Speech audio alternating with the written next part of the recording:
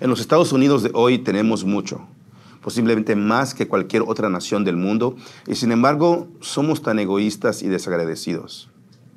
Estoy seguro que tiramos más comida y más posesiones en un año de lo que muchas personas en el mundo verán en su vida. Martín Lutero dijo una vez que cuanto mayores son los dones y las obras de Dios, menos se les considera. Un hombre hambriento está más agradecido por su bocado que un rico por su mesa desbordada. Una mujer solitaria en un asilo de ancianos apreciará una visita más que una mujer popular con una fiesta en su honor. Un ruso que finalmente obtiene su propia copia de las Escrituras después de 75 años de ateísmo impuesto por el Estado está más agradecido por su Biblia que nosotros por todos los libros y revistas cristianos y traducciones de la Biblia que desbordan en nuestros estantes. Ralph Waldo Emerson observó que si las constelaciones aparecieran solo una vez cada 1000 años, imagínense qué evento tan emocionante sería. Pero como salen todas las noches, apenas les echamos un vistazo. Ahora, lo más triste de esto es el mayor regalo de Dios que a menudo pasamos por alto es Jesucristo. Una de las evidencias de la obra del Espíritu Santo en nuestras vidas es una reversión gradual de este patrón retorcido. Dios quiere hacernos personas que exhiban un agradecimiento en proporción adecuada a los dones y bendiciones que hemos recibido. Quiero compartir con ustedes una porción de las Escrituras donde Jesús intenta enseñar a sus discípulos esto mismo. Este pasaje se encuentra en Lucas 17, 11 al 19. Mientras Jesús seguía en camino a Jerusalén, llegó a la frontera entre Galilea y Samaria. Ahora, el tiempo de la muerte de Cristo estaba cerca y los 3 años de ministerio público de Cristo estaban casi completos, así que Jesús se dirigía a Jerusalén con sus discípulos. Venía del norte y el versículo 11 dice que eligió viajar a lo largo de la frontera entre Samaria y Galilea. No es tan importante saber dónde está en el mapa como comprender el significado de esta declaración. Lo importante para recordar es que los judíos consideraban a los samaritanos como mestizos. Los samaritanos eran judíos que se habían casado con otros grupos de personas, por lo que ya no eran judíos de pura sangre. Eso había causado mucha tensión a lo largo de los años. Pero luego vino Jesús y lo vemos contando historias sobre el buen samaritano, lo vemos conversando en el pozo de Jacob con la mujer samaritana adúltera, y aquí en Lucas 17 lo vemos caminando por la frontera entre Samaria y Galilea, una de las líneas entre los dos grupos de personas que se odiaban. Así, con todo esto en mente, retomamos el siguiente versículo. Al entrar en una aldea, 10 hombres con lepra se quedaron a la distancia. Lucas 17, 12. No se nos dice si esta aldea estaba en Samaria o en Galilea, pero cualquiera que fuera, vemos que 10 hombres que tenían lepra lo encontraron allí. La lepra es una de las principales imágenes del pecado en las Escrituras. Cuando leemos el libro de Levítico, podemos ver cuánto odia Dios el pecado por la atención que presta a erradicar y destruir la lepra desde el interior del campamento. Estoy seguro de que todos saben qué es lepra. Es una enfermedad espantosa. La mayoría de la gente piensa que la lepra hace que su piel se pudra y se caiga de su cuerpo, pero este no es realmente el caso. Lo único que hace la lepra es destruir el sistema nervioso del cuerpo. Simplemente hace que la persona que lo tiene no pueda sentir nada. La lepra hace que todo su cuerpo se adormezca. Cuando alguien es ciego, no puede ver. Cuando alguien es sordo, no puede oír. Cuando alguien tiene lepra, no puede sentir. Ser ciego y sordo nunca mató a nadie y, por definición, la lepra tampoco mató a nadie. Pero imagínese cómo sería si en su vida usted tuviera lepra. A veces un leproso cortaba verduras para la cena y accidentalmente se cortaba un dedo y ni siquiera se daba cuenta porque no tenía sensibilidad. Ahora, podía quemarse y ni siquiera percatarse o estar en el frío extremo. Un leproso se congelaba los dedos y de las manos y los pies sin siquiera saberlo. Así que un leproso no muere de lepra, sino del daño que se le hace a su cuerpo porque no tiene sensibilidad en sus miembros. Por eso la lepra es una imagen perfecta del pecado. El pecado hace que perdamos todo sentimiento espiritual. Así como la lepra hace que sus víctimas pierdan todo sentimiento físico, El pecado hace que nuestro corazón se endurezca y nuestra conciencia se queme, de modo que realizamos y presenciamos los actos más malvados y depravados del hombre y no sentimos nada más que desinterés, desapegado. 10 leprosos se encontraron con Jesús, pero el versículo 12 dice que se mantuvieron a distancia. Debido a que la lepra era una enfermedad tan temida, los que tenían lepra fueron excluidos del resto de la sociedad. Se esperaba que vivieran fuera de la ciudad, a menudo en los montones de basura, y que no tuvieran contacto con amigos o familiares. Esto fue por la seguridad de quienes no tenían lepra y también por su bienestar emocional. Ver a un leproso que tiene un caso avanzado es algo muy angustioso. A los leprosos en el tiempo de Jesús se les hacía pararse a distancia y si alguien se les acercaba, se les pedía que gritaran inmundo, inmundo. Sabían que eran leprosos. Ahora, sabían que eran impuros. Era obvio para ellos, ya que su carne se les podría. Sabían que había un abismo que los separaba de los demás y que no se podía cruzar. Una vez más, se parece mucho al pecado, ¿no es así? El pecado nos separa de Dios, de modo que lo único que podemos hacer es mantenernos a distancia y gritar inmundo, inmundo. Una vez que nos damos cuenta de que lo santo que es Dios y lo pecadores que somos, nuestra única respuesta puede ser como la de Isaías 6:5. Ay de mí porque soy un hombre de labios impuros. Así que estos leprosos estaban parados a distancia y tal vez gritaban inmundo, inmundo, cuando Jesús se acercó, pero cuando vieron quién era Él, miren lo que más gritaron. Así que dice el siguiente versículo, gritando, Jesús, Maestro, ten compasión de nosotros. Entonces, aparentemente habían oído hablar del poder sanador de Jesús y le pidieron misericordia, lo llamaron pidiendo sanidad. Ahora, ¿no es así como clamamos a Dios cuando somos conscientes de lo pecadores que somos? Espiritualmente somos un cadáver en descomposición y putrefacción. Y lo sabemos. También sabemos que todo lo que podemos hacer es clamar a Dios por misericordia. Pero veamos la respuesta de Cristo a su llamado a la compasión en la primera parte del versículo 14. Jesús nos miró y dijo, vayan y preséntense a los sacerdotes. Ahora, note que no les dice, están sanados. Note también que Él no dice, si se muestran a sacerdotes serán sanados. No les promete nada. Solo les dice que se presenten a los sacerdotes. Pero la promesa era inherente a lo que dijo. Era en Levítico 13:14, alguien que había sido sanado o se había recuperado de una enfermedad de la piel debía presentarse al sacerdote para ser declarado limpio. Entonces Jesús estaba diciendo, no están limpios, pero vayan de todos modos y muéstrense al sacerdote.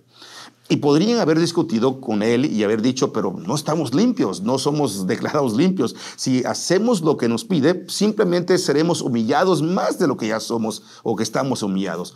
Pero no discutieron, entendieran o no, tenían fe en Jesús para hacer lo que les pedía. Y miremos lo que dice el resto del versículo 14.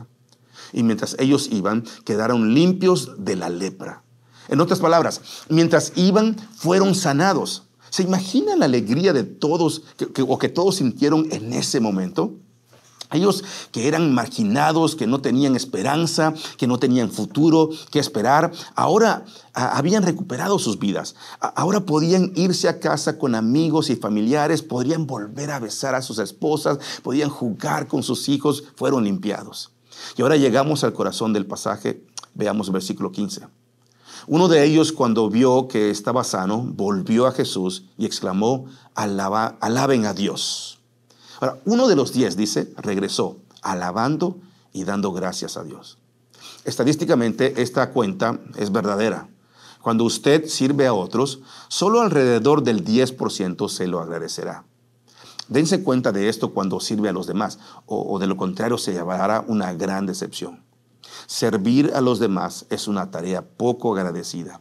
Es por eso que debemos servir a Dios en lugar de servir a los hombres, porque sabemos que Dios siempre ve y nos agradecerá cuando estemos ante Él, incluso si las personas no lo hacen. Ahora, la otra cara de esta moneda también es verdadera. Aunque solo el 10% se lo agradecerá, asegúrese de que usted sea el 10% que agradece a los demás. Cuando alguien haga algo por usted, o sea, cuando alguien haga bueno, o sea bueno con usted, sea agradecido. Dígaselo personalmente. Si puede, envíele una tarjeta, envíele algunas galletas o simplemente llámelos por teléfono y dígales cuánto los aprecia. ¿Cuándo fue la última vez que agradeció a las personas que le sirvieron en un restaurante, por ejemplo? Pastor, eso es su trabajo, pero yo sé, pero sea agradecido. Sobre todo ahora en este tiempo que la mano de obra carece. Y si la atención fue buena, también sea buena y dele una buena propina. Cuando alguien le invita a cenar, le envía luego una tarjeta agradeciéndole por la comida o el compañerismo. Cuando recibe regalos para Navidad o su cumpleaños o una despedida de soltero, le envía tarjetas de agradecimiento. Ahora, ¿cuándo fue la última vez que agradeció a la persona que empacó sus comestibles en el supermercado? O al cartero, o a su esposa por lavar los platos, a su esposo por cortar el césped, a sus hijos por llevar la ropa sucia a la lavadora. Aunque solo el 10% entonces de las personas le agradecen cuando les sirve, sea usted ese 10%. Ahora, pero no solo agradezca a los demás, agradezca a Dios también. Mire lo que hizo este leproso. El texto dice que regresó y en voz alta glorificando a Dios. Esta no fue una alabanza tranquila o silenciosa por temor a que alguien pudiera sentirse ofendido por su proclamación ruidosa. Quería que todo el mundo supiera lo que Dios había hecho por él. El versículo 16, de hecho, explica más. Y dice, y cayó al suelo a los pies de Jesús y le agradeció por lo que había hecho. Ese hombre era samaritano. Le agradeció a Jesús. Estoy seguro que esto no fue solo un diferente, oye, gracias. Fue una acción de gracias diferente. Fue con euforia. Y el texto dice que era samaritano. No sabemos con certeza la nacionalidad de los otros 9, pero sabemos que este era un samaritano. Lo habían despreciado porque era samaritano y lo habían despreciado porque era leproso. Y solo él regresó para agradecer a Jesús. Esto nuevamente nos recuerda el relato de Lucas 7, una mujer que estaba consciente de sus muchos pecados, fue perdonado por Jesús y por eso le mostró su amor lavándole los pies con sus lágrimas, secándolos con su cabello y ungiéndolo con perfume muy caro. Jesús dice en Lucas 7:47 que amaba mucho porque se le había perdonado mucho. Aquellos a quienes se les perdona solo un poco, también aman un poco. Cristo está diciendo en Lucas 7 que si somos realmente honestos con nosotros mismos, a todos se nos ha perdonado mucho, tanto que ni siquiera podemos comprender cuánto.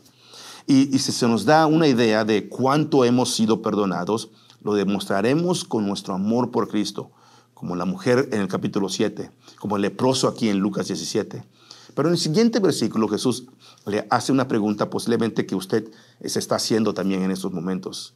Dice, Jesús preguntó, ¿no sané a 10 hombres? ¿Dónde están los otros 9? ¿Ninguno volvió para darle gloria a Dios excepto este extranjero? Jesús pregunta, ¿por qué solo este regresó para agradecerme?